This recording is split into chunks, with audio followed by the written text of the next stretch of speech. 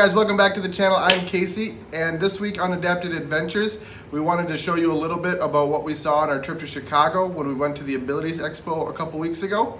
If you haven't heard, so the Abilities Expo is they do a bunch of them across the United States, and I think there's actually a couple in Canada as well, where they invite vendors and companies and speakers for a weekend at a conference center or a thing like, or some sort of venue like that, and it's a really great opportunity to see a lot of the different technologies and products and things that are out there. And actually for a wide range of disabilities. It's not just for paraplegics, but they've got things on for people who use power chairs, home modifications, vehicle modifications, everything like that. So it's we had a really good time, and I'm excited to show you what we saw.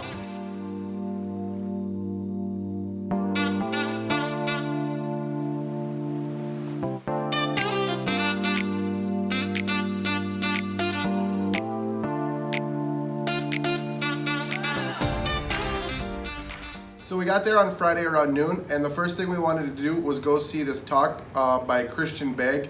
He's a gentleman from, I think it was Calgary, Canada, and he was doing a talk about using technology to break the barrier into getting access to the outdoors and doing some of those adventure things. His backstory kind of was he's a paraplegic who was injured in his 20s, and now he's probably like 40-ish. He was a machinist at the time, and he really wanted to get back to being able to do some of the things he did before he was injured, specifically going into the backcountry of like the Rocky Mountains in Canada and stuff. And so he designed and developed a three-wheeled mountain trike that's electric powered, and he had that there with him. He has his own company now called Bowhead Corporation, and they make the bikes, and it was actually a really interesting topic that he discussed, and he had some very interesting viewpoints. So the bike that he has now that the Bowhead Corporation makes is kind of a third or fourth iteration of what he originally had, but it is pretty cool. It's got the rear wheel as your drive wheel, and unlike some of the other off-road hand cycles that there are, it is electric powered, so it's a bit heavier, but it is really cool. He said he's able to keep up with his other able-bodied mountain bike friends that go through the parks and stuff like that.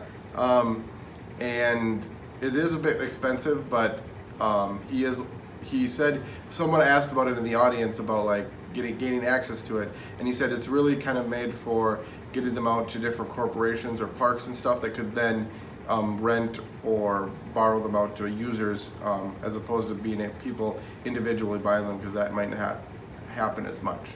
And one point I just wanted to make about Christian Begg's talk that really spoke to me or stuck out to me was he did make a comment about his viewpoint of we talk a lot about adaptive equipment or adapting things so that we can use them, but he said instead of breaking down trees to gain access to nature or whatnot, why don't we use technology so that we can go enjoy the nature that's already there? And he talked about, as opposed to adaptive sports or adapting something, but he wanted to focus more on reintegration, being able to reintegrate into the things that if you were previously able-bodied and now disabled, reintegrating into being able to do the things you did before, and even if you weren't, if you're a lifetime disabled person like I am with spina bifida, that reintegration of being able to do the same things you want to do with whatever group of friends it is, whether they're able-bodied, disabled, or whatever. I really like that viewpoint of not adapting, but reintegration. So while we were there, besides Christian Begg, we did explore some other vendors. One of them was iFlight, which was a company that had created you've seen the VR goggles that you can wear. They created a VR goggle system for people who don't have maybe manual dexterity or whatnot, or maybe are very, very high disabilities, can maybe only move their head. And with this VR goggles, they were able to put them on, and then you could navigate a operating system basically to write emails or papers or draw or play games and stuff like that, and you did it all with head motions. And so that was really cool to see. We also saw some different wheelchair vendors. Permobile was there, who are the makers of Tylite, which is the chair that I'm hopefully getting soon. There's another company there that makes wheels that have like integrated shock systems, so we looked at those. We also saw some medical product companies as well that do like catheters and things like that. So I spoke with some of those just to kind of see what's out there. You gotta check out new stuff or see what's new, see what's different, and see what's changed, so you can stay on the front edge of getting the best access to what you need and what you want. Because Andrea and I were able to see everything in one day, we actually had planned the full weekend there in Chicago. So with our other days, we went and did some touring, and we met with some friends that I know from Chicago and had breakfast with them, and we went and saw a museum in downtown. So. Mm-hmm.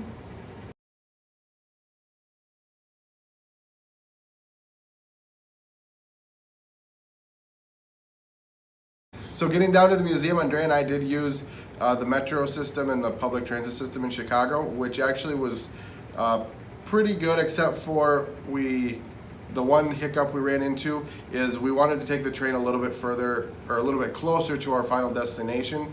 However, at our transfer point, that metro station, one of the elevators was broken, so we ended up Ubering a little bit further than we wanted to, so that was kind of a bummer. But overall, everybody was really nice, and they were apologetic about having the elevator broken and whatnot. But we made the best of it. We had a really good time at the Museum of Science and Industry in Chicago. They had flight simulators there, which were pretty fun, and Andrea and I saw they have a famous German U-boat there as well, which was cool to see. So we really enjoyed our time in Chicago, and we would recommend going to visiting, and also the Abilities Expo. So I hope you guys enjoyed the information we were able to share with you about the Abilities Expo and seeing kind of some of the fun things we did in Chicago.